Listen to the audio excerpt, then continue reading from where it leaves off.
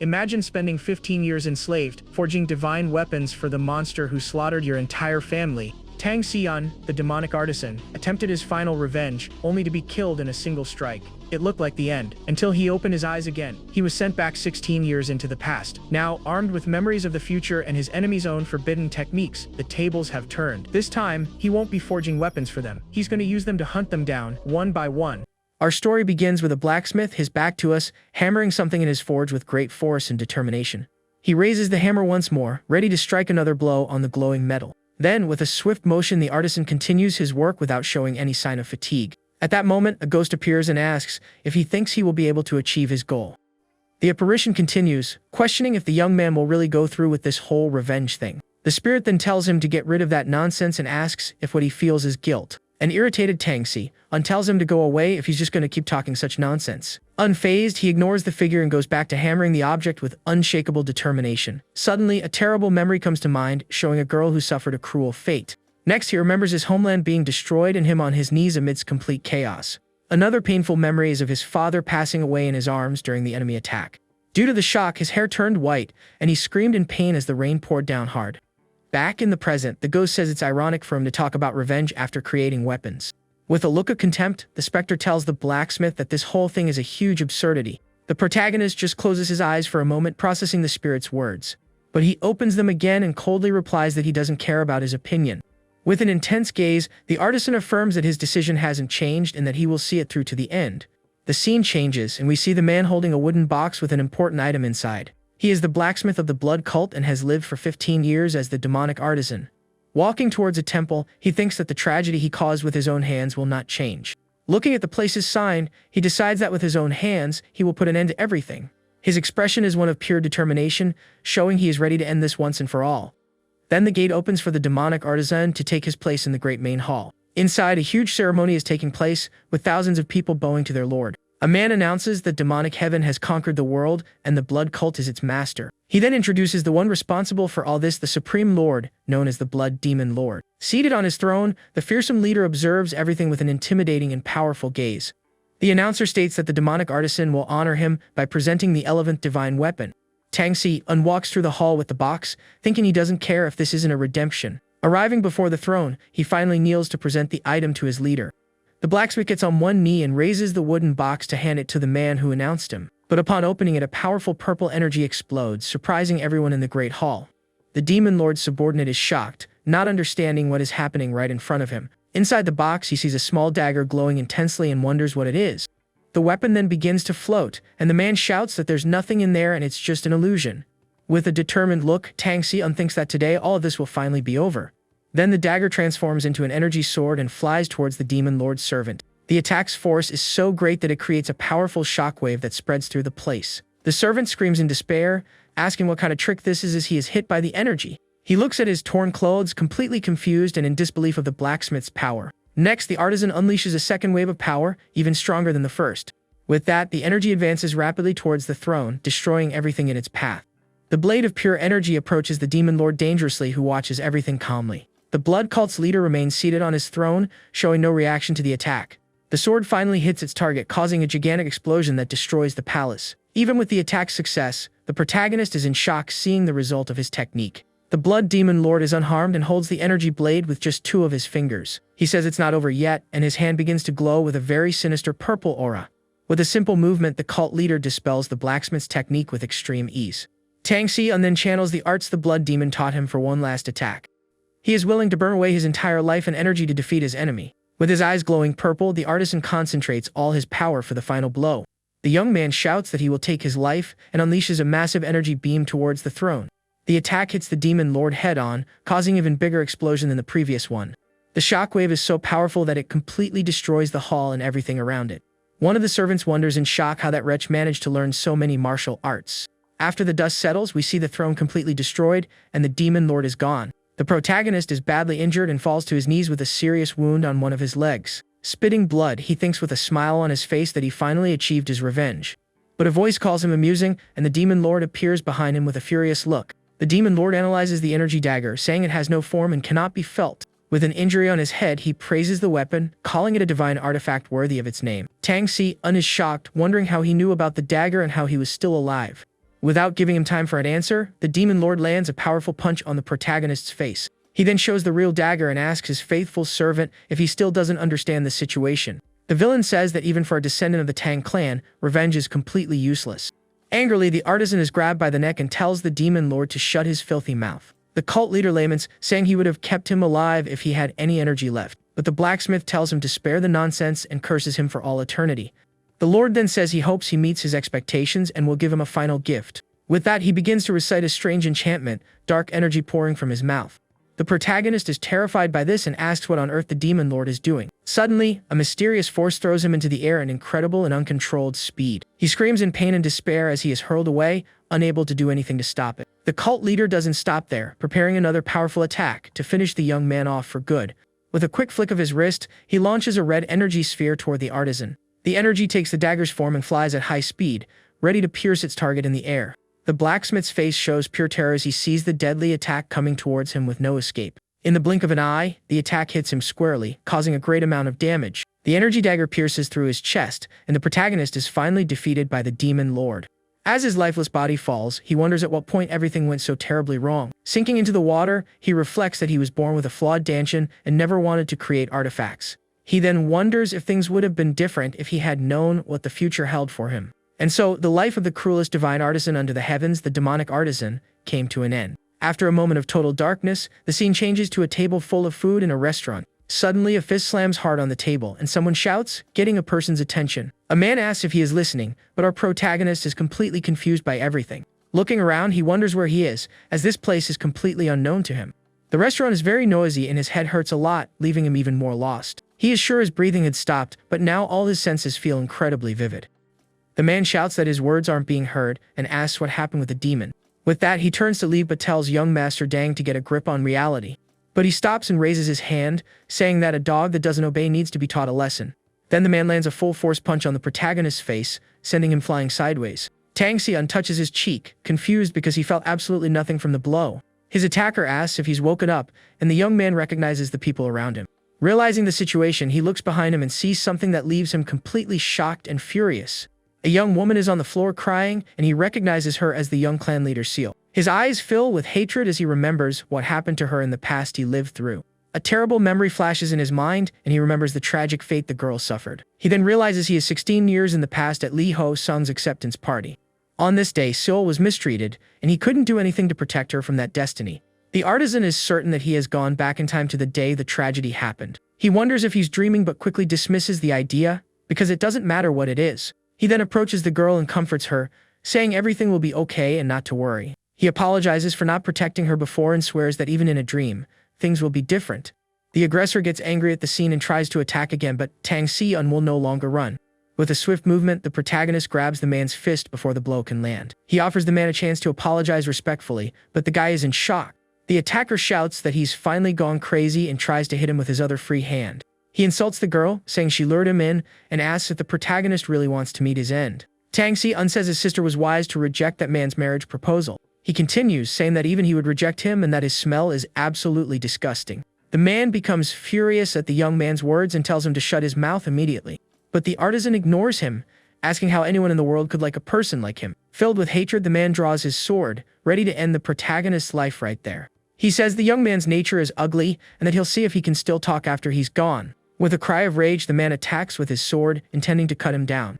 But to his surprise, Tang Xian dodges the blow with ease, leaving him completely shocked. The protagonist remembers that last time, he couldn't even resist and was brutally beaten. But now, things are different. He dodges every blow with incredible agility. With a confident smile, he wonders if that was all his enemy could do. The attacker gets angry, saying he's getting cocky just for dodging one simple attack. He then prepares another strike, his sword glowing with a powerful and threatening energy.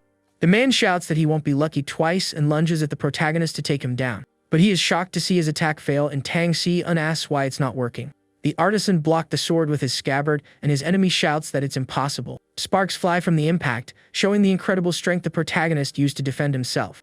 With a quick movement, he pushes the aggressor back, completely unbalancing him in the fight. The young man's gaze is one of pure determination, showing he will no longer be the victim. Next, he lands a powerful kick to the man's chest, sending him flying with great force. His attacker's body flies across the hall uncontrollably, and he screams in pain from the impact. He tries to recover from the kick, but is still in shock from his opponent's sudden strength. Suddenly, the protagonist's eyes begin to glow with a sinister and powerful red aura.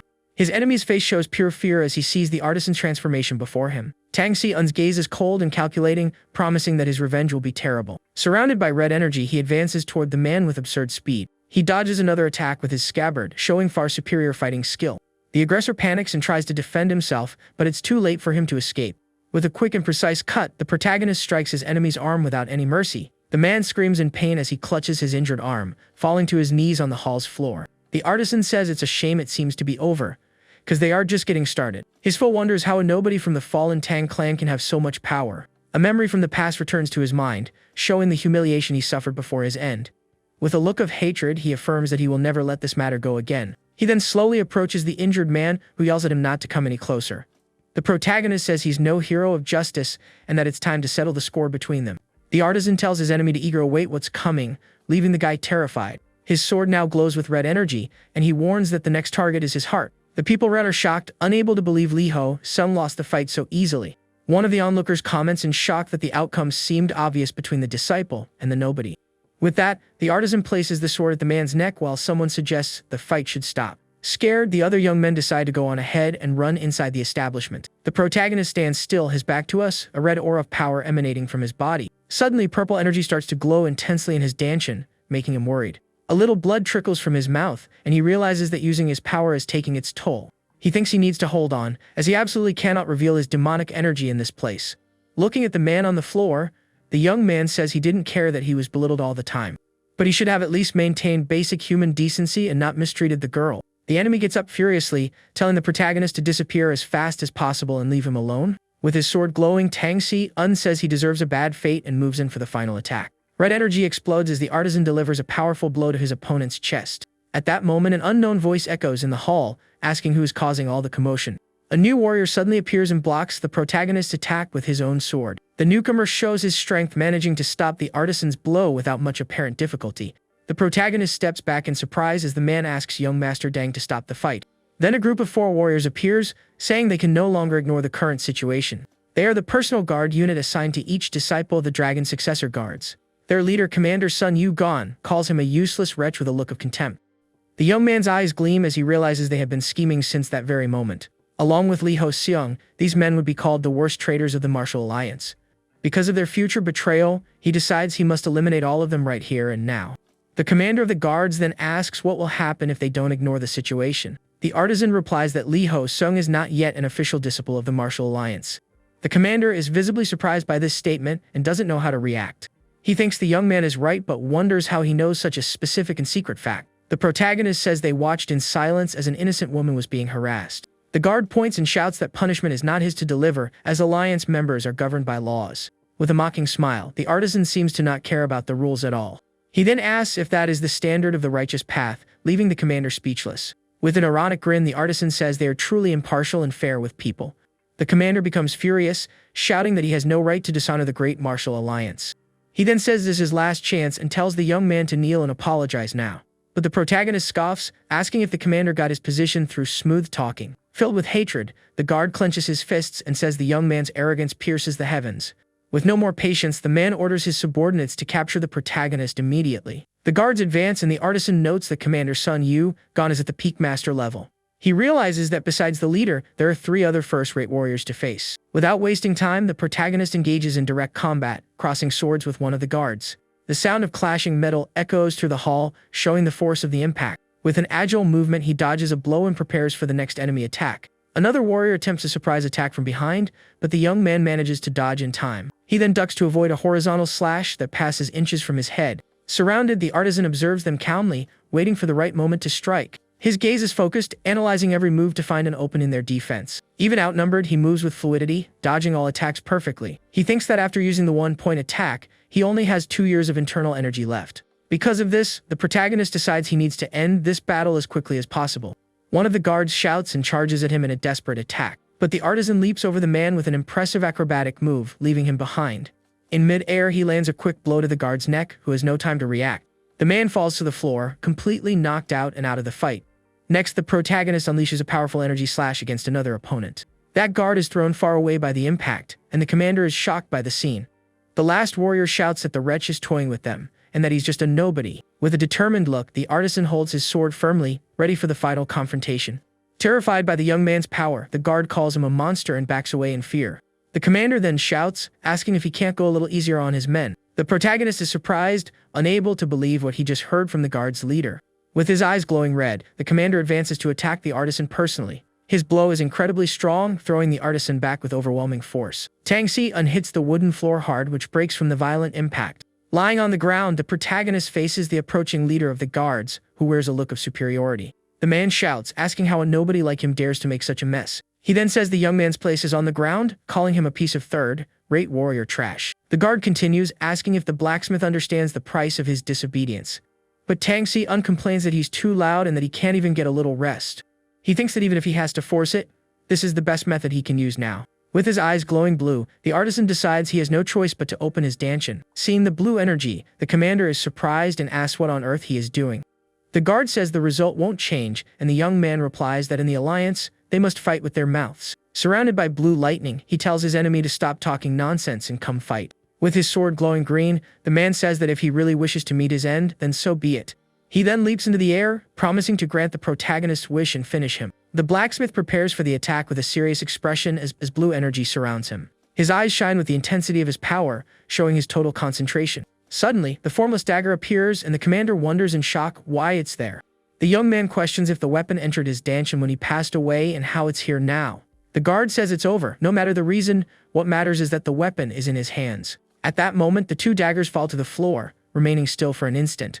With his energy, the protagonist pulls the weapons toward him, saying he'll end it all in a single blow. But a powerful golden energy suddenly erupts, filling the entire area around them. The mysterious light affects both warriors, leaving them immobile and confused. The commander despairs as his body simply no longer obeys his commands. Then a pair of feet walks slowly toward the two men, paralyzed by the energy. Tang Si-un is surprised to see the figure of an elderly man appear before him out of nowhere. The old man places a hand on his shoulder and calls him young man, in a calm, powerful voice. He advises him not to use this power carelessly, leaving the young man even more shocked. The protagonist recognizes the man as the strongest martial artist of the current era. Everyone in the hall kneels and greets the newcomer, the grand leader of the alliance. The legend is the master of the martial alliance, the great sword emperor known as Yu Jin Hak. The protagonist remains silent, processing the imposing presence of the leader right in front of him. A painful memory comes to mind, and he remembers a tragic event from his past. The war against the blood cult had intensified, and the alliance's defeat seemed inevitable. Most warriors knelt before the cult, shamefully accepting their defeat. But the alliance leader and his sect, the Wudang clan, were different and fought until the very end. The Sword Emperor, guardian of the righteous path, took up his sword every single day to fight. And he continued fighting until he met his end by the divine weapon the blacksmith had created. Back in the present, the young man picks his dagger from the floor with a serious expression. He thinks it's not the time to get sentimental and that, luckily, the leader didn't sense his weapon. Since not even the blood demon knew about the dagger, it makes sense that the leader wouldn't either. With a focused look, the artisan starts to think about his next problem. He wonders if he can counter-attack if the Sword Emperor suddenly changes his attitude. The leader smiles mysteriously, commenting that this situation is very peculiar and rare. He says he can't see absolutely anything about the young man, and that this is a first. With a curious look, the old man states that the youth seems to possess a very interesting talent. Tang Si-un remains on high alert, unsure of the leader's true intentions. The emperor turns to the girl and says she must have been very scared by the situation. Suddenly, a woman appears and comforts the young lady, saying it's okay and not to worry. She tells the girl to rest a little more before getting up, because it's all over now. The protagonist is shocked, wondering who this woman is, as he didn't sense her presence. The leader complains to the woman for disappearing, and she says she didn't have time because of the energy. She then apologizes to her companion while the artisan observes their interaction. He hears the name Boyan and wonders if by any chance that woman could be who he thinks she is. And he was right, she is the divine Dr. Boyan, former leader of the Ime sect and a master healer. The young man realizes the situation has become complicated now that the divine doctor has also appeared. The scene shifts to an earlier moment, showing a pagoda on a lake 15 minutes ago. The doctor was talking with the leader, asking if she hadn't warned him about this repeatedly. With a tired look, the emperor replies that those wretches will never change their ways. He explains that many in the alliance have forgotten justice, which is why he became leader, to fix it. The leader laments that even after all this time, absolutely nothing has changed in the world. The doctor then asks if he really thought fixing the world would be an easy task. With a mocking tone, she calls him a fool for thinking in such a simplistic and naive way. The two continue their serious conversation amidst a calm and beautiful landscape. Boyan advises him not to try to carry the whole weight of the world alone on his tired shoulders. She suggests that if it gets too hard, he should just give up and relax like she does every day. The Sword Emperor just gives a light chuckle at his old friend's advice. But suddenly his expression changes and he becomes serious as he feels a strange energy in the air. The doctor scolds him, saying it's not something to laugh at because he might fall to his inner demons. She stops talking when she realizes the leader has also felt the same energy she did. Angrily, she curses him for noticing the disturbance before she did and running off. Back in the present, she wonders how that's possible while the leader calls her fast. The woman states that the damage is too severe and that not even a divine immortal could heal it. The commander says that third-rate Tang Si undefeated a first-rate master. The protagonist confirms to himself that what the doctor said is completely correct. Then the woman asks if he really used projectile techniques to win the fight. The Sword Emperor thinks that perhaps there's more to this story than he saw. With a serious look, the leader releases a powerful aura that puts pressure on everyone in the main hall. The commander shouts that the injuries are too severe, that the young man needs to find a way out. On his knees, the protagonist wonders how things ended up in such a complicated way. The blacksmith says he didn't want to interfere, but as a righteous person, he had no other choice. The Sword Emperor just says he understands the situation while watching him injured on the floor. With an intimidating gaze, he then asks how the young man is going to explain everything that happened. The artisan says there's nothing to explain, he just used his clan's martial arts. He states that his blood is of the Tang clan, and what he did to his enemies still wasn't enough. The young man says the explanation is sufficient and that from now on, there will be no more courtesies. With his sword glowing red, he warns that he won't go easy on anyone here anymore. The Sword Emperor stares at him, one of his eyes glowing with an intense golden energy. The leader asks if he's going to throw his life away for a foolish momentary emotion. Then the Alliance Master activates his powerful technique, the Golden Light Eye, to see everything. The protagonist is panting and sweating under the immense pressure of the Grand Leader's technique. The Master asks if revenge is worth more than life, but the young man says it's not something fleeting. Floating in darkness, he reflects that in this life, he will do things differently.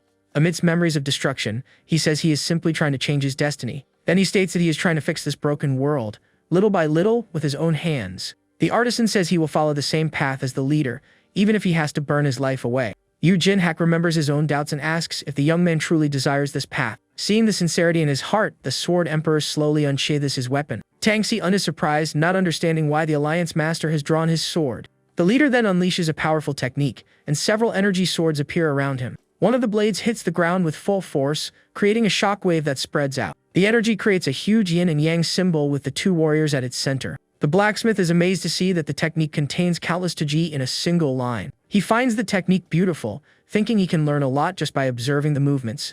The young man thinks that for a sword like this, he wouldn't mind meeting his end. He admires how the Wuding sword perfectly incorporates strength within softness. Suddenly, the Sword Emperor opens his mouth and shouts with all the force of his lungs. The scene changes and the leader is now in front of Li Ho Song, calling his name angrily. The aggressor looks up in shock and stammers his master's name, not believing what he's seeing. He then crawls to the leader and happily says his master has finally arrived to save him. The doctor scolds him for causing trouble and cursing someone who just came back from the brink. The emperor points the sword at his disciple, saying that his opponent risked his life for honor. He then asks the man what his order is, leaving him completely speechless. The leader says it was a useless question and the man tries to justify himself, saying he will take risks. But the master shouts for him to shut his mouth, as his ears will rot if he hears any more. The emperor apologizes to Tang Si and says he takes full responsibility for everything. Shocked by the decision, Li Ho Song calls out to his master as the old man turns his back. With a cold and stern look, the leader states that he never had a disciple like that man. He then tells the artisan that he will leave the boy's punishment to his own discretion. The aggressor is terrified as he sees the protagonist approaching, surrounded by a dark aura.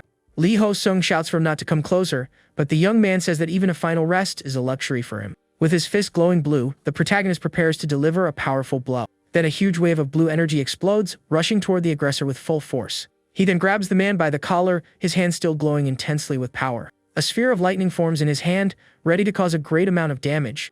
The attack throws the man back with absurd violence, sending him flying across the hall. The impact is so strong that his body slams hard onto the wooden floor. He screams in pain as he is hit squarely by the artisan's merciless attack. Tang Si says he must live in an agony worse than any demise for all the wrong he has done. The Sword Emperor watches the entire scene in silence, showing no reaction on his face. He then asks the young man if he could perhaps leave their judgment to him. The artisan thinks the leader will make them pay a fair price and decides it's better to back down. With a gesture of respect, he thanks the master for preserving his dignity and ignoring his rudeness. He then turns and walks towards the young woman, who is still kneeling on the floor, scared. The young man picks her up and says he will visit her clan as soon as he resolves this mess. With his back to the leader, he asks if the master can spare some time for him later. The protagonist says with confidence that he can surely make time for a conversation. With a smile on his face, he finishes the sentence by saying it's for a simple cup of tea. The scene changes to Sichuan, where there is a very famous mountain called Tang Mountain. Originally, its name was different, but at some point, people started calling it that. This happened because the largest state of the famous and powerful Tang clan was located there. However, all the glory and power the clan possessed did not last for very long. The Tang clan fell from the 7 great houses to become just a medium-sized power.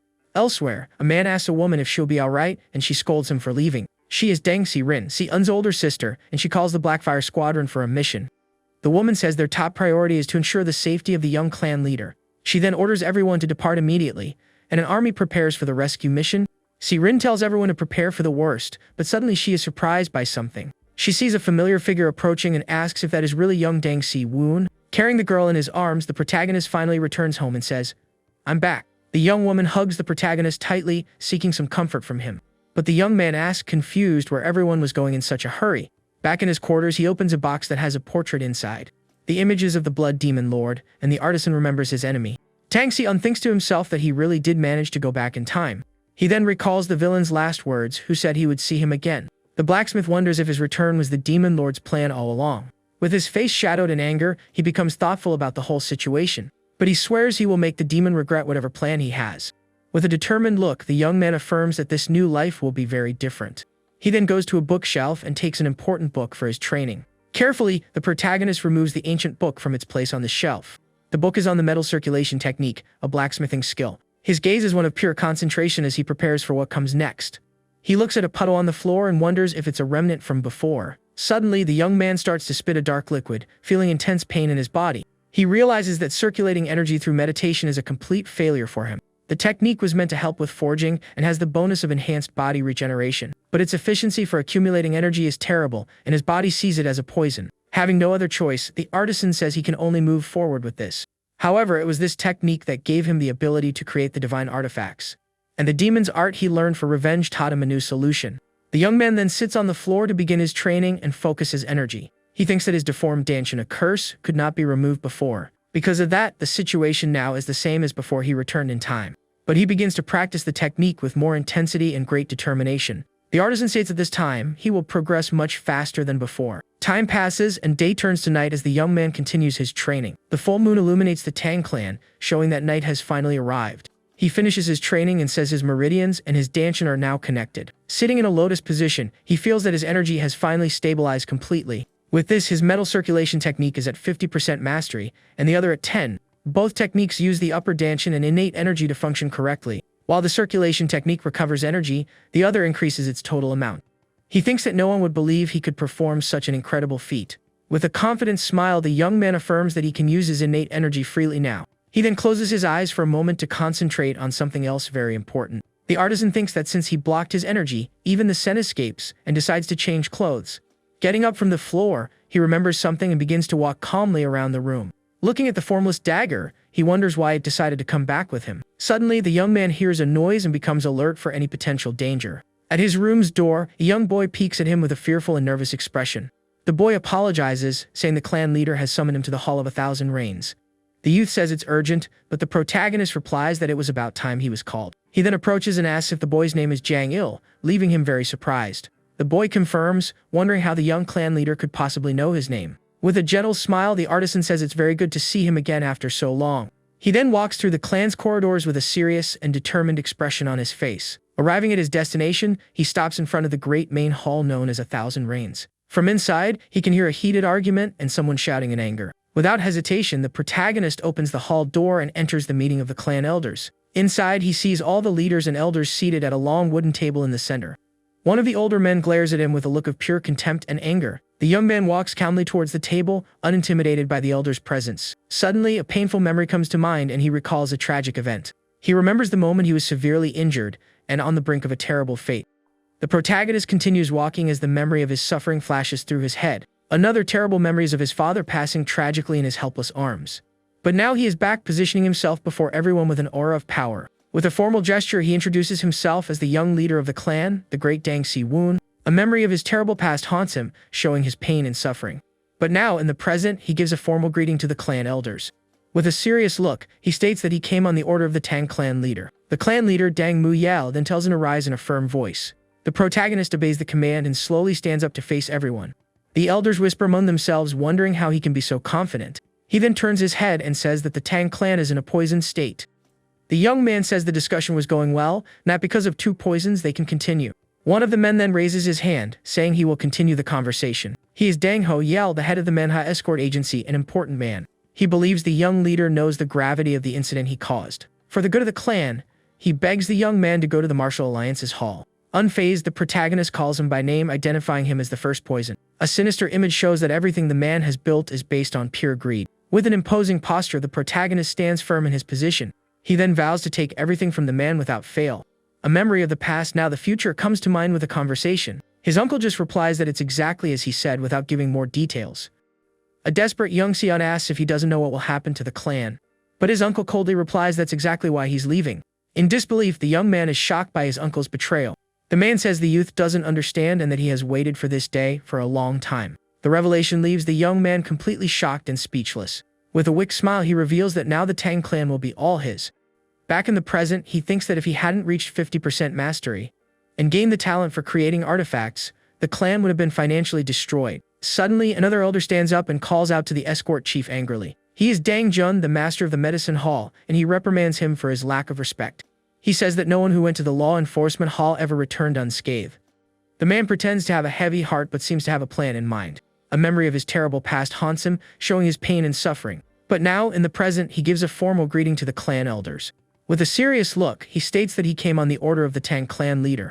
The clan leader, Dang Mu Yao, then tells him to rise in a firm voice. The protagonist obeys the command and slowly stands up to face everyone. The elders whisper among themselves, wondering how he can be so confident. He then turns his head and says that the Tang clan is in a poisoned state. The young man says the discussion was going well, and that because of 2 poisons, they can continue. One of the men then raises his hand, saying he will continue the conversation. He is Dang Ho Yel, the head of the Manhwa escort agency, an important man. He believes the young leader knows the gravity of the incident he caused. For the good of the clan, he begs the young man to go to the Martial Alliance's hall. Unfazed, the protagonist calls him by name, identifying him as the first poison. A sinister image shows that everything the man has built is based on pure greed. With an imposing posture, the protagonist stands firm in his position. He then vows to take everything from the man without fail. A memory of the past, now the future, comes to mind with a conversation. His uncle just replies that it's exactly as he said without giving more details. A desperate young Sion asks if he doesn't know what will happen to the clan, but his uncle coldly replies that's exactly why he's leaving. In disbelief, the young man is shocked by his uncle's betrayal. The man says the youth doesn't understand and that he has waited for this day for a long time. The revelation leaves the young man completely shocked and speechless. With a wicked smile, he reveals that now the Tang clan will be all his. Back in the present, he thinks that if he hadn't reached 50% mastery and gained the talent for creating artifacts, the clan would have been financially destroyed. Suddenly, another elder stands up and calls out to the escort chief angrily. He is Dang Jun, the master of the medicine hall, and he reprimands him for his lack of respect. He says that no one who went to the law enforcement hall ever returned unscathed. The man pretends to have a heavy heart but seems to have a plan in mind. He asks if that dagger isn't just a training weapon for beginners. The man continues, asking how he defeated an elite warrior with it. The young man explains that using innate energy shortens his life, so punishing the aggressor makes sense. He then faces his uncle and asks if his doubts have been resolved. One of the elders comments that he really risked his own life to fight bravely. Another man asks if he really used his energy, saying it seemed normal before. The protagonist replies it was thanks to the alliance leader and the divine doctor who treated him. His uncle shouts that it's a lie and runs desperately toward the clan leader to warn him. The traitorous elder thinks the situation is very bad and that he needs to act fast. Suddenly, the Martial Alliance leader appears at the hall's door, surprising everyone. The elders are shocked by the unexpected presence of the Grand Master of the Alliance. The protagonist smiles discreetly as his plan is going perfectly well. The master greets everyone, asking if they have been well these past few days. The clan leader gives a formal greeting and introduces himself to the Great Sword Emperor. He apologizes for not receiving him, but the leader tells him not to worry about it. The man thanks him for accepting the apology and says he won't mind the rudeness either. The others are shocked, not understanding what the clan leader just said. The escort chief asks what he meant, and the protagonist glares at him with contempt. The man introduces himself, but the Sword Emperor interrupts him with an intimidating gaze. With his golden aura, he tells the man to remove himself from the conversation, leaving him terrified. The leader says that as he can see, it will be difficult to serve tea, and that he should proceed as the leader. He then turns to everyone in the hall and begins to speak in a serious, imposing voice. With a formal gesture, the Sword Emperor prepares to give his final verdict on the case. In the name of the martial alliance, he sincerely apologizes to everyone present. The protagonist's uncle says he should have taught his disciple more strictly. As an apology to the victim, the leader says he will give ample compensation. But the clan leader states that the clan did nothing, everything was done by the protagonist. He says the young man accomplished everything on his own, through his own merit and strength. Because of this, he cannot accept any compensation for the Tang clan at the moment. The elders and the protagonist remain silent, processing the clan leader's words. He then begs the alliance leader to ensure the incident is not distorted. The protagonist thinks the Chungqing sect will spread false rumors to cover their shame. The Sword Emperor assures him that his concerns will not come to pass. With a powerful look, he states that the Tang clan will not be held responsible for what happened. The young man thinks it wasn't a bad outcome, as he managed to restore his father's position. The leader says there is one last thing to be done, and the artisan wonders what it could be. With a serious look, the Sword Emperor turns to the protagonist and remains silent. He then approaches the young man and asks a question that surprises everyone in the hall. The Grand Master of the Martial Alliance asks if the young man would like to become his disciple. The protagonist is shocked by the proposal, wondering if he heard that correctly. The elders whisper that he would be the fifth disciple since Li Ho Song was expelled. Any sect with a disciple of the leader becomes a central power of the Great Martial Alliance. The young man thinks the clan might have a chance to regain the glory they lost. The Sword Emperor smiles and says that he is finally showing an expression fitting his age. With an amused look, he continues, saying that now the young man actually looks his age. The protagonist's uncle panics because if the proposal is accepted, his power will crumble. But to everyone's surprise, the artisan says he cannot accept the leader's offer. Before the uncle can celebrate, the master interrupts, telling him to rest well and come with him. The Sword Emperor is shocked by the refusal and can't believe what he just heard. He says it's the first time he's been rejected and asks the young man for his reason. The protagonist makes a formal gesture with his hands and prepares to give his answer. With a determined look, he states that he wants his only master to be the Tang clan. The clan leader is visibly moved by his son's words and loyalty. The alliance master agrees that the reason makes sense, and the young man thinks, luckily, he isn't using the technique. He reflects that the privileges are tempting, but for him, they are a poison chalice. The leader says he feels disappointed, and the protagonist agrees, thanking him for the lesson. He was amazed by the profound principles of the Wudang sword technique. Surprised by the revelation, the master wonders how he managed to see through his technique. With a smile, he says the young man is truly tempting, and that he doesn't know what to do with him. The Sword Emperor congratulates the clan leader for raising such a remarkable talent. The clan leader expresses his thanks but says the master is too kind and there must be reasons for it. The protagonist understands that he can't be forced to accept the Grand Master's offer. But the Sword Emperor says he can't go back empty-handed and unsheathes his sword. With the weapon glowing, he says he will add a small debt to the new generation of warriors. He then hands the sword to the young man, saying its properties will help him one day. The elders are shocked to learn that the sword is the legendary Wave Moon, forged from a meteorite. One of them says this goes beyond giving a sword, it means acknowledging the young leader. The artisan thinks that material to create a divine artifact has just fallen into his lap. With a wicked smile, he thinks that all preparation for the divine creation is now complete. He says refusing would be rude and accepts the master's gift with gratitude and respect. The Sword Emperor then hands him a personal token, saying it's for when he's in need. He states that the young man's request will be treated as his own anywhere in the plains. The elders are shocked by the privilege, wondering how he can grant so much power. The protagonist's uncle is furious, wondering what's so special about that brat. Elsewhere, a man drinks in a tavern with an angry expression on his face. He curses his situation and can't accept what has happened to him. The man is Commander Sun Yu Gon and he blames the protagonist for all his misfortune. At another table, people comment that all of Sichuan is talking about the Tang clan now. One of the men says the Dragon Guards received heavy disciplinary action for the incident. His friend comments that the commander was exiled to a remote, mountainous region. The man is furious, wondering how they could punish him like that for using his techniques. With his fist glowing red, he swears he will repay the humiliation he suffered without fail. Back at the Tang clan, night falls and guards patrol the corridors with torches. In one of the courtyards, two men stand guard, carefully watching for any movement. In his room, the protagonist is sitting, pensive and worried about the current situation. The clan leader has forbidden him from leaving and increased the guards to prepare for ambushes. The young man says he doesn't want to be a son who disobeys his own father's orders. He then looks at the sword he received from the Alliance Master, glowing before him.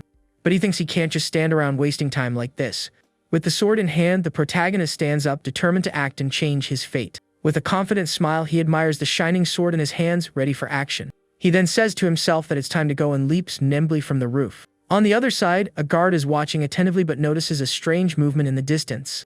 He is confused, wondering what that noise he just heard in the silence was. The man remains silent for a moment, trying to understand what is happening. Suddenly, the protagonist slips past two guards without being noticed and continues on his way. He thinks his level may have increased, but the squadron's skills need work. He decides he first needs to go to the forge to create his main weapon as quickly as possible. With a determined look, the young man prepares for his next mission and stays alert. He then runs with incredible speed, leaving a trail of smoke behind him. The protagonist arrives at the Tang Clan village where all his blood relatives live. A memory of the past shows the village destroyed as he reflects on the tragedy. He remembers that everyone left that place after the attack that destroyed everything. With a sad look, the young man tells him to wait just a little longer for his revenge. He then affirms that he will make the clan even more prosperous than it was before the tragedy. With a determined look, the protagonist says the first wave of change will begin here. He arrives at the Tang Clan's forge, the Hall of 10,000 Irons, ready to start his work.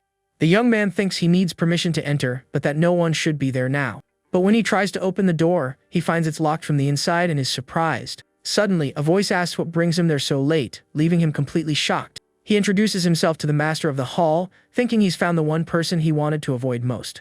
The man is the most respected elder in the clan. Even his father treats him with great respect.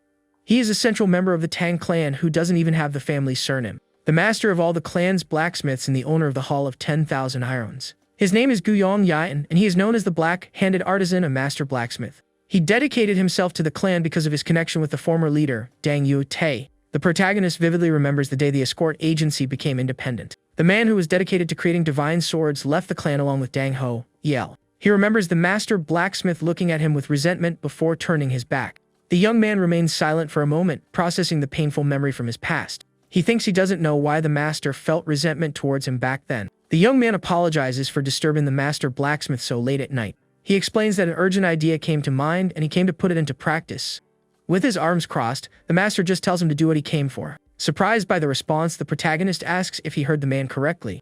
The blacksmith tells him to stop dawdling and get on with what he needs to do. Suddenly, young Seo appears at the door and says the young clan leader is there.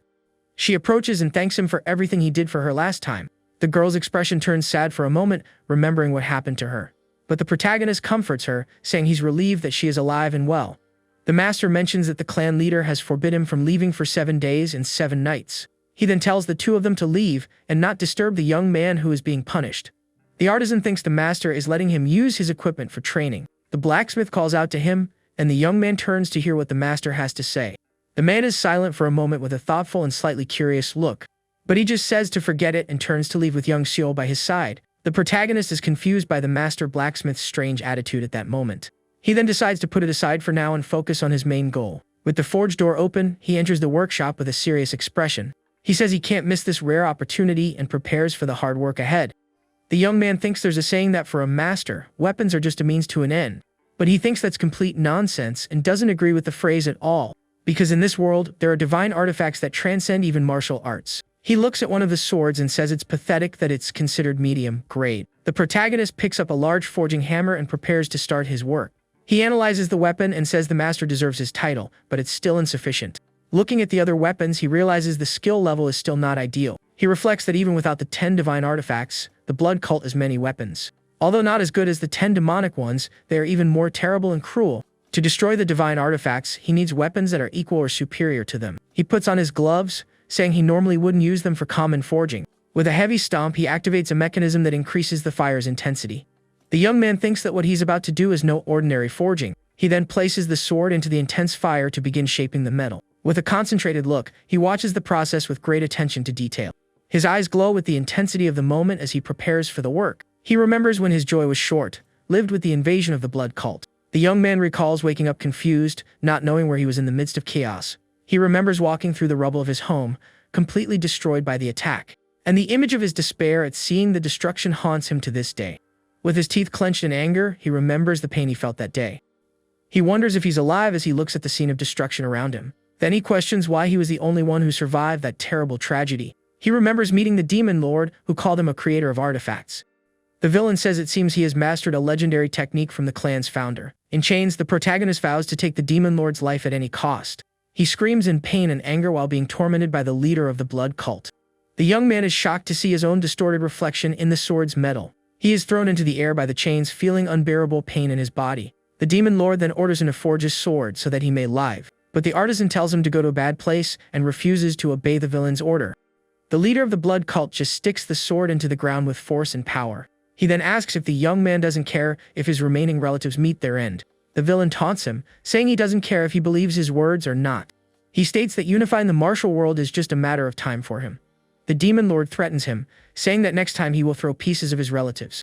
The young man thinks that if they are really alive, he has no choice but to give in.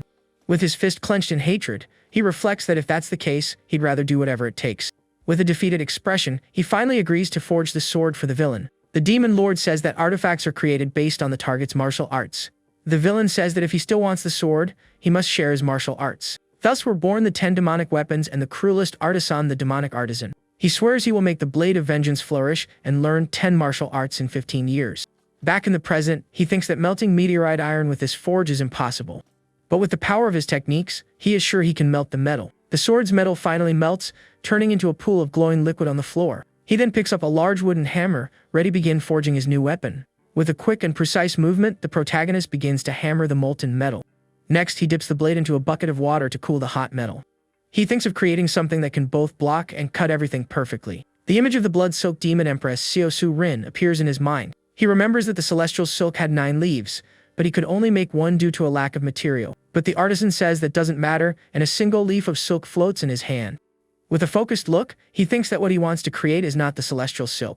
The young man wants to create a thread that far surpasses the strength and power of the original. He then begins to create the celestial silkworm thread, the sister work of the 10 demonic weapons. Black threads wrap around his arms as he expertly weaves his new weapon. He calls it the celestial net, and suddenly an intruder appears on the forge's ceiling. The man attacks from above with a dagger, but the protagonist defends against the surprise blow. The attack is so strong that the impact almost throws him to the ground with incredible force. The intruder is shocked to see his attack was blocked unexpectedly. He asks what that threat is, and the artisan says they're careless for an elite unit. The young man recognizes him as the former commander of the Alliance's dragon successor guard. He calls him Sun Yu-gon, and the man becomes furious as the protagonist says it was just in time. Because he had something he wanted to test, he manipulates the threads like a puppet master.